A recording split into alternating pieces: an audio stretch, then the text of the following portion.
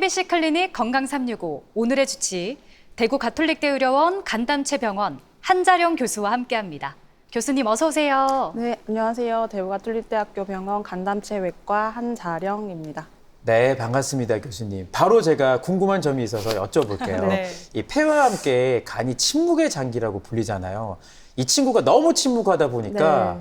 뚜렷한 병이 있어도 증상이 없다가 발견했을 때는 이미 병이 깊어진 경우가 많잖아요. 맞아요. 네, 맞습니다. 네. 왜 이렇게 증상이 늦게 발견되는 걸까요? 이게 이제 간이 증상이 있어서 발견될 때 진행이 된 경우가 많다고 하셨는데, 이제 간을 싸고 있는 그 막에서만 통증을 느낄 수가 있고, 간 실질은 통증 감각이 없는 장기입니다. 그래서 네. 이제 초기 간암일 때는 이게 이제 증상이 있기가 힘들고요. 그래서 증상이 있어서 발견될 때는 병이 진행된 상태로 이제 암이 막을 뚫고 나왔거나 아니면 복막 전이가 생겨서 증상이 생긴 경우가 많아서 이제 근본적인 치료가 조금 어려울 수 있습니다. 네. 간암이 초기에는 증상이 거의 없다고 얘기를 해주셨는데 그럼 간암으로 진단이 되려면 어떤 증상들이 있는지가 궁금하고요. 그리고 또 우리가 보통 황달이 오면 간에 이상 있는 걸 좀 의심하게 되잖아요. 그럼요. 네, 이것도 간암 의심 증상이 될 수가 있을까요? 앞서 말씀드린 것처럼 이제 증상이 없는 경우가 대부분이고, 네. 이게 이제 환자들이 진단이 되고 난 뒤에 생각해보면 그랬던 것 같다 이렇게 말씀을 하시는데, 그건 사실은 조금 간암의 특이적인 증상으로 말씀을 드리기는 어렵습니다. 그래서 암이 진행돼서 이제 크기가 커져서 복벽이나 복막 같은 걸 자극하는 경우나 또 파열돼서 이게 복통 등의 증상이 있을 수는 있는데, 대부분은 검진하거나 또는 다른 검사를 하다가 우연히 발견이 되는 경우가 많습니다. 네. 그리고 아까 말씀하신 황달은 이제 황달 자체는 경화가 진행돼서 간 기능이 떨어지면서 이제 생기게 되는 거고, 이게 물론 이제 급성 간염 같은 게 생겨서 일시적으로 올라가는 경우도 있지만, 이게 간 기능이 점점 나빠져서 황달이 생기는 거는 이제 사실 흔히 말하는 말기 간경화 환자 상태이기 때문에, 그렇지만 황달 자체로 간암을 의심하기는 조금 어려울 것 같습니다. 사실 저도 간암에 대해서 더 경각심을 가지는 이유가 있습니다. 저희가 왜 통계를 자주 보잖아요. 그렇죠. 국내 암 사망률을 보면 늘 상위권에 교수님, 네. 간암 이 친구가 올라와 있더라고요. 무서워요. 예. 다른 암보다 특히 더 치명적인 이유는 뭘까요? 이게 이제 예전에는 B형, C형 간염 환자들이 되게 많았고, 네. 이로 인해서 간경화에서 간암으로 이어지는 환자들이 많았습니다. 근데 근래에는 물론 아직까지 간염 환자들이 많기는 하지만 알코올성 간염이나 지방간으로 인한 간염으로 인해서 간암이 발생하는 경우가 점점 늘고 있습니다. 그래서 이제 더 치명적인 이유는 사실 우선적으로 생각을 해보면 간 이식을 제외한 어떤 치료를 하더라도, 그러니까 기저질환이 있는 원래 나쁜 간이 남아있다는 것 자체가 이제 재발의 위험성을 항상 가지고 있게 되는 것이고요. 그다음에 시간이 지날수록 간 기능은 조금씩 나빠질 가능성이 높기 때문에 초기 치료를 하고 나서 그 뒤에 이제 만약에 재발을 하는 병에 대해서는 치료 선택지가 간 기능을 고려했을 때 더 줄어들 가능성이 많습니다. 그래서 결국은 이제 병에 대해서 근본적인 치료를 할 수 있을 가능성이 좀 떨어지게 되고요. 그러면 그 이후에 이제 재발 가능성도 더 높아지게 되겠죠. 그래서 이제 간 이식은 특정 조건에서는 간암에서 가장 좋은 치료가 될 수는 있는데, 간 이식 이후에는 또 이제 면역 억제제를 평생 복용해야 한다는 조건이 있기 때문에 이것 또한 간암의 재발이나 재발 이후에 빠른 진행을 악화시킬 수 있는 단점으로 작용을 하는 경우도 있습니다. 사실 얼핏 생각했을 때 간암에 걸리는 원인 하면 저는 사실 술? 알코올이 바로 떠오르거든요. 그런데 앞에서 말씀하신 것처럼 간염에서 간암으로 발전되는 경우가 많다고요. 네, 그렇습니다. 지금 우리나라에서 이제 간암 환자 중에는 거의 70% 이상이 지금도 B형 간염이고요. 그다음에 10% 이상, 15% 정도가 C형 간염, 네. 그리고 이제 알코올이 말씀하신 것처럼 이제 원인이 되는 경우가 10% 정도가 있습니다. 그래서 이제 결국은 대부분 기저 간 질환을 가지고 있는 환자에서 간암이 발생한다고 생각을 하시면 되는데, 간염은 이제 대부분 오래 지속되면서 간 경화로 이어지게 되는 경우가 많고, 경화가 된 간은 결국 간암 발생의 위험성이 높아지기 때문에 간염이 있는 경우에는 이제 간암 발생의 고위험군으로 이어질 수가 있습니다. 교수님, 저 어떻게 얼마 전에 검진 받다가 예. A형이랑 B형 간염 항체가 없다고 해가지고 네네네. 주사를 한 대 맞은 적이 있는데 네네네. 효과 있나요? 당연히 효과가 있겠죠. 있겠죠. 그죠? 그렇죠. 야, 네. 그러면 필수로 이거는 네. 접종을 해야겠네요. 그죠? 네네네, 그렇죠. B형은 당연히 이제 예방 접종을 필수로 하셔야 되는 거고, 네. 아기 때 그런 이제 스케줄이 다 있는데, 보통 이제 스케줄대로 맞아도 이게 항체가 안 생기는 사람들이 있기는 하거든요. 오. 그래서 이제 이후에 추가 접종을 하시는 분들이 있고, 네. 그다음에 B형 간염은 이제 간염 바이러스에 의해서 감염이 되는 거고, 우리나라에서는 과거에 이제 산모 태아 그 수직 감염이 제일 많았습니다. 그래서 이제 백신 접종률이 늘고 난 뒤에는 사실은 조금 최근에는 줄어든 것이 사실이고요. 근데 6개월 이상 지속되고 항원이 있는 경우에는 이제 만성 B형 간염으로 진단이 되고, 만성 간염으로 진단이 되면 결국 이제 지속적으로 항바이러스제를 복용을 해야 되는 이제 상태가 될 수 있습니다. 그리고 이제 아시는 것처럼 간경화나 간암 발생의 고위험군이 될 수가 있고, 그다음에 C형 간염은 이제 간염 바이러스에서 생기는 것 마찬가지지만 의료기구의 재사용이나 뭐 문신 등의 시술 같은 거에 의해서 감염이 되는 경우가 많고요. C형은 예방 백신이 없습니다. 근데 이제 최근에 경구용 항바이러스제가 나와서 네. 약에 따라서 8에서 12주 정도 치료를 하면 거의 98% 이상 완치가 된다고 알려져 있고요. 그렇지만 마찬가지로 이제 간경화나 간암 발생의 고위험군이 될 수가 있습니다. 그래서 이제 B형이나 C형 간염처럼 옛날부터 계속 문제가 되었던 것들은 최근에는 효과적으로 치료를 할 수 있는 길이 열려서 이제 점점 아까 앞에서 말씀드렸듯이 알코올성 간질환이나 지방간 환자가 점점 늘어나고 있는 것이 사실입니다. 근데 이제 최근까지도 B형, C형 간염 환자에서 발생하는 간암이 거의 절반 이상을 차지하고, 그다음에 바이러스 간질환이 있는 사람이 술을 드시거나 하면 이제 알코올성 간염과 지방간이 같이 동반되기 때문에 간암 발생도가 이제 더 위험이 더 높아질 수 있게 됩니다. 그렇군요. 방송 보고 계신 우리 시청자분들 어느 정도 술을 좀 자제하는 게 좋지 않을까 예. 네, 이런 생각을 해보고요. 저부터 반성을 좀 해야겠네요. 예. 저는 접종부터 좀 잘해야 될 것 네, 같습니다. 네, 네, 맞습니다. 네네네. 지방간을 또 얘기를 해주셨는데 네네네. 저는 지방간도 정말 조심해야 된다는 생각을 하거든요. 네, 이게 맞습니다. 발전하면 간염이나 간경변 또 암으로도 발전할 수가 있다는 거죠. 네네, 맞습니다. 그 지방간은 사실은 대수롭지 않게 생각하시는 경우가 많은데, 지방간은 이제 우리나라 전체 인구에서 유병률이 한 30% 정도 된다고 하고요. 이 중에서 한 25%, 그러니까 4분의 1 정도가 지방간염으로 이제 진행이 될 수가 있습니다.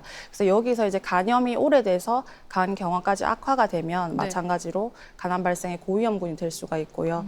그다음에 지방간 자체는 사실은 뭐 큰 문제가 되지 않는 경우가 많고 일상생활에서 조금 노력하면 없어질 수도 있는데 바이러스 간염이든 지방간이든 알코올성 간질환이든 이제 이게 간 경화로 진행이 되면 암을 발생시키는 요인이 될 수가 있습니다.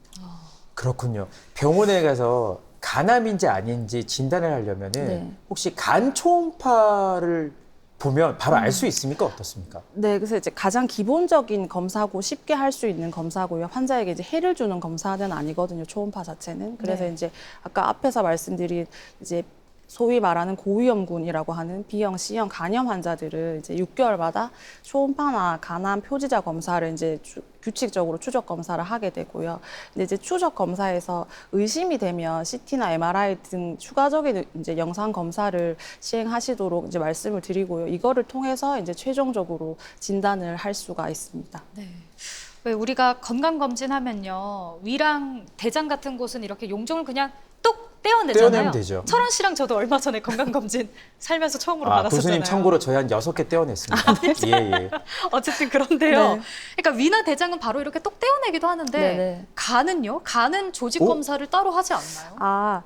이게 이제 간암은 결론부터 말씀드리면 일반적으로 잘 시행은 하지는 않는데, 그 이유는 이제 간암은 CT나 MRI에서 보이는 특징적인 소견이 있거든요. 그래서 네. 이제 그 소견과 종양 표지자 검사 결과 등을 종합해서 조직 검사 없이 진단을 하는 경우가 대부분인데, 영상 검사 소견이 이제 명확하지 않을 때는 시도를 하는 경우도 있습니다. 그런데 이제 조직 검사 자체가 간의 출혈 위험성이 있어서 이제 이후에 출혈 같은 것을 좀 일으킬 수가 있고, 그 다음에 흔하진 않지만 조직 검사하는 그 루트를 따라서 암이 이제 퍼질 가능성도 있어서 어머나. 사실은 일반적으로 이제 조직 검사를 시행하지는 잘 않고 있습니다. 네. 그렇군요. 그 간암도 진행 상태에 따라서 치료 방법이 좀 달라질 것 같다는 네. 생각이 들거든요, 네. 교수님. 원칙적으로는 그래도 암이니까 종양을 절제하는 게 먼저가 아닐까요? 네, 맞습니다. 그래서 이제 간암이 발견이 되었을 때는 간암의 진행 정도나 환자의 간 기능, 그다음에 전신 상태 같은 것들을 먼저 고려를 해서 이제 환자가 전신 마취를 통한 수술적 절제가 가능한 상태라면 간 절제를 이제 우선적으로 고려하게 됩니다. 그래서 이제 간 내 혈관이나 담관에 침범이 없고 다른 장기로 전이가 없는 단일 병변이라 하면 최근에는 이제 복강경 간 절제나 로봇 수술을 통한 간 절제를 우선적으로 고려하게 되고요. 이것은 이제 정교한 수술이 가능하고 상처가 크지 않기 때문에 수술 성적과 환자 회복 모두에 도움이 된다고 할 수 있습니다. 네. 그럼 교수님, 이렇게 간 절제를 해도 간 기능에는 문제가 없는 걸까요? 네, 그래서 이제 병의 정도와 간 기능을 고려해서 간을 절제하는 범위를 이제 결정을 해야 하고요. 가능하면 병이 없는 부위의 간을 보존하면서 병변 부위는 최대한 절제하는 것이 원칙입니다. 네. 그런데 이제 간 기능이 떨어져 있는 환자들은 절제 범위가 크지 않더라도 수술 후에 이게 간 기능이 나빠질 가능성이 사실 많기 때문에 수술 전에 저희가 이제 여러 가지 검사나 평가를 통해서 절제 범위를 어느 정도로 할지 결정하는 것이 사실 가장 이제 중요하다고 할 수 있겠습니다. 네.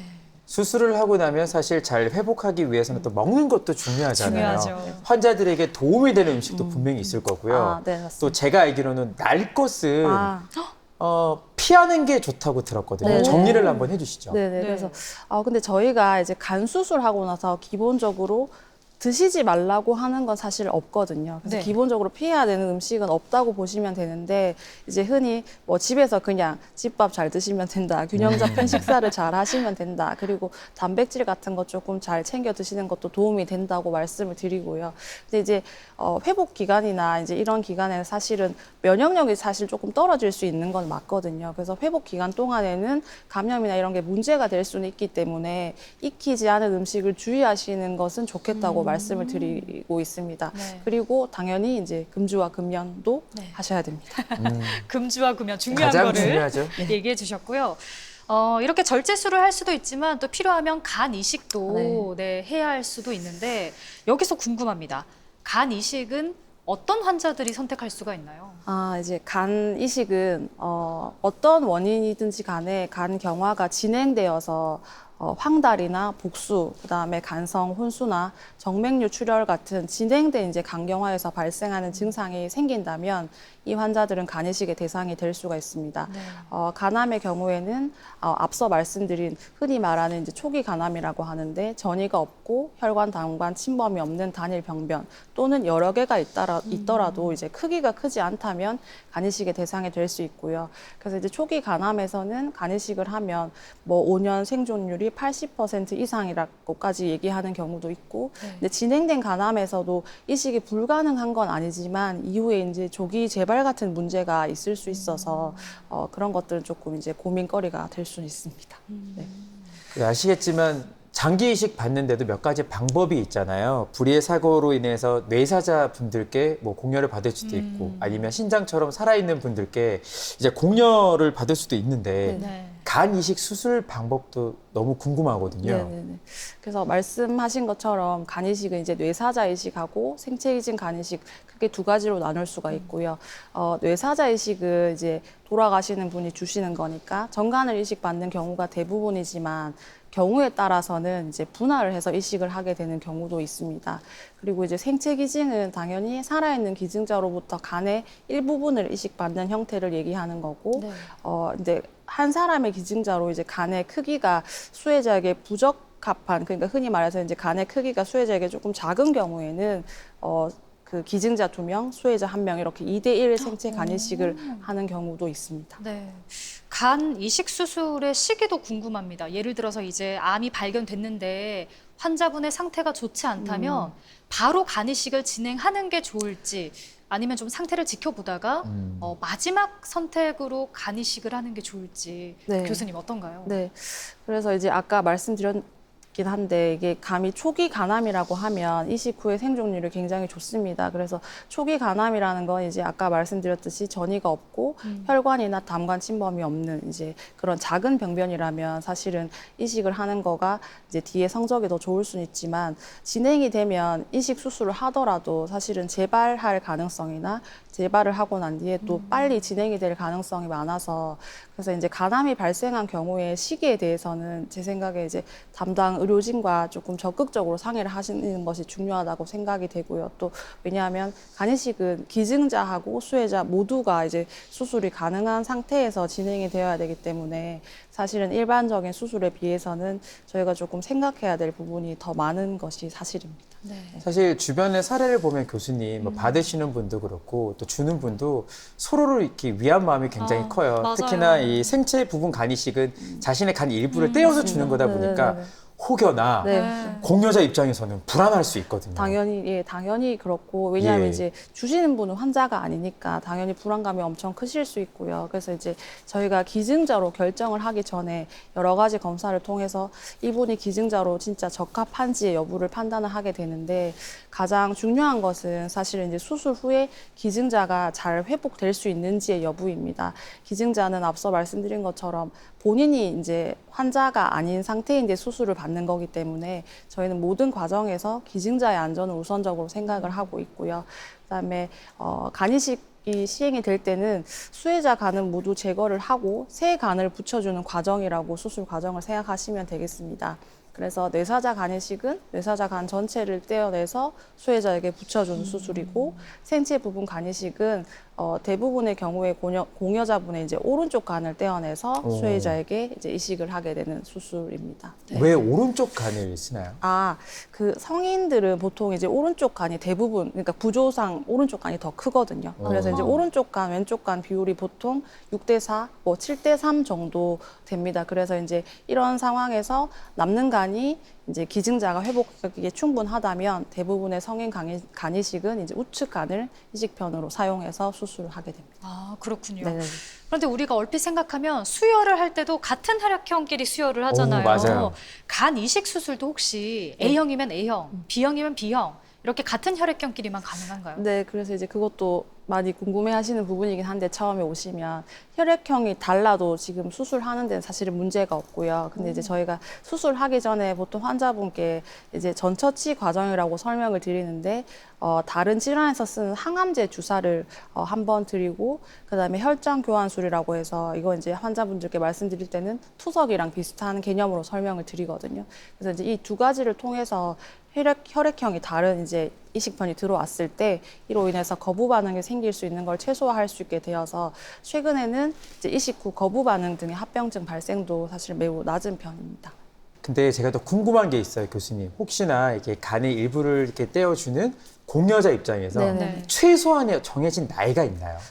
최소한의 나이는 없지만 이제 당연히 성인을 대상으로 하는 거고요. 근데 예. 이제 가족 이식이 이제 우리나라에 사실 되게 많거든요. 거의 95% 이상이 가족 간의 생체 기증이기 때문에 네. 뭐 부모, 자식 이제 이런 경우가 많아서 어쩔 수 없이 이제 고등학생 같은 미성년자를 수술을 해야 되는 경우도 사실 있기는 있거든요. 예. 그래서 이제 그런 경우에는 당연히 그런 여러 가지 조건들을 조금 더 까다롭게 따지게 되고 또 이식 수술 자체가 사실은 국가에서 승인을 받아서 저희가 진행을 하는 수술이기 때문에 미성년이 이제 기증자인 경우에는 그런 이제 말하자면 심사 과정 같은 것도 훨씬 더 까다롭게 진행하고 있습니다. 당연히 까다롭게 네네. 진행이 돼야 될 네. 부분이네요. 네. 한 가지 더 질문을 드리겠습니다. 아무래도 이식 수술이다 보니까 받고 나서 수술 후 합병증은 없을까? 많은 분들이 네네. 염려할 수 있거든요. 네, 맞습니다. 간이식은 뭐 당연히 예상을 하시겠지만 다른 수술에 비해서 이제 되게 어렵고 위험한 수술이 맞습니다. 그래서 초기에 수술 관련 합병증이나 그다음에 면역 관련 합병증이 생길 수 있고 이제 이로 인해서 위험한 상황이 이제 환자분께 발생을 할 수도 있습니다. 그래서 수술로 인한 합병증은 이제 혈관을 연결한 부위에 생기는 합병증, 그다음에 복강 내 출혈이나 담도 합병증 같은 문제들이 대표적이고요. 이런 것들은 추가적인 시술이나 재수술로 해결을 하는 경우가 많습니다. 그리고 면역 관련 합병증들은 이제 원발성 기능 감부전이라고 해서 간이 쉽게 말씀드리면 갑자기 몸에서 일을 하지 않는 그런 상태가 되는 거고, 그다음에 급성 거부 반응, 그다음에 감염으로 인한 합병증 등을 생각해 볼 수 있습니다.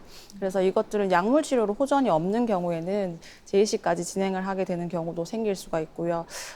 그다음에 장기적으로는 이게 면역 억제제를 이제 지속적으로 복용을 해야 되는 상태가 되기 때문에 이 약에 의해서 신장 기능이 나빠지거나 또 고혈압, 당뇨 같은 성인병이 더 잘 생기는 경우가 많고, 또 간암으로 이식을 하는 경우에는 당연히 간암이 재발할 위험성도 또 있습니다. 근데 최근에는 사실 이제 수술 기법이나 약물 치료가 많이 발달을 해서 이식 후에 평범한 일상생활을 누리시는 분들이 점점 늘어나고 있습니다. 네, 다행입니다.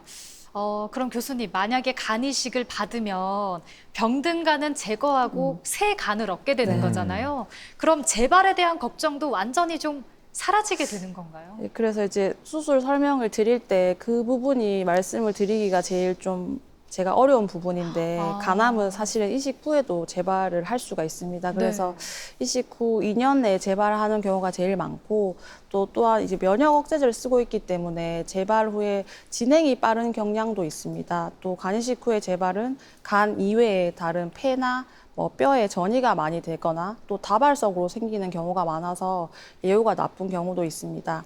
하지만 간 이식 후에 재발을 하더라도 국한된 부위에서 발생하고 또 수술로 절제가 가능한 경우에는 예후가 더 좋을 수가 있고, 또 이제 효과적인 치료를 위해서 다학제적인 접근을 한다면 적극적인 치료를 통해서 환자분의 치료가 잘 되는 경우도 있고요. 그래서 이식 후에도 당연히 간암에 대한 규칙적인 검사나 관리가 필요하고, 재발 가능성이 높은 환자군에서는 면역 억제제 조절 등을 통해서 재발을 낮추는 데 조금 도움을 받을 수도 있습니다. 오늘 들으신 대로 간암은 초기 증상이 없습니다. 하지만 예은 씨와 제가 늘 강조하는 게 있죠. 네. 바로 주기적인 정기적인 검진입니다. 맞습니다. 검진을 통해서 간암도 예방할 수 있지 않을까라는 생각이 드는데요. 교수님, 마지막으로 우리 환자 그리고 보호자분들께 당부의 말씀 부탁드립니다. 네. 암을 진단을 받으시고 불안감과 치료와 걱정에 대한 여러 가지 이제 부담이 조금 많으실 텐데, 너무 불안해하시지 말고 가까운 곳에 있는 의료진들과 적극적으로 소통하셔서 적절한 치료를 빠른 시일 안에 받으실 것을 말씀드리고 싶습니다. 네, 특히 간 경변증, 또 만성 B형 또는 C형 간염 바이러스 보유자, 또 이런 바이러스에 의한 만성 간 질환이 있는 간암 고위험군들은요, 초음파와 혈액 검사 등의 정기 검진 꼭 챙겨 받으시기 바랍니다. 네, 검진 잘 받으셔서 대한민국 모두 간암으로부터 자유로워지면 좋겠습니다. 네. 지금까지 도움 말씀에 대구 가톨릭대 의료원 간담최병원 한자란 교수님 함께 해주셨습니다. 고맙습니다. 고맙습니다. 그 예은 씨도 함께해서 너무너무 기뻤습니다. 영광입니다. TBC 클리닉 건강 365 저희는 다음 주 이 시간 다시 찾아뵙겠습니다. 함께 해주신 여러분 고맙습니다. 고맙습니다.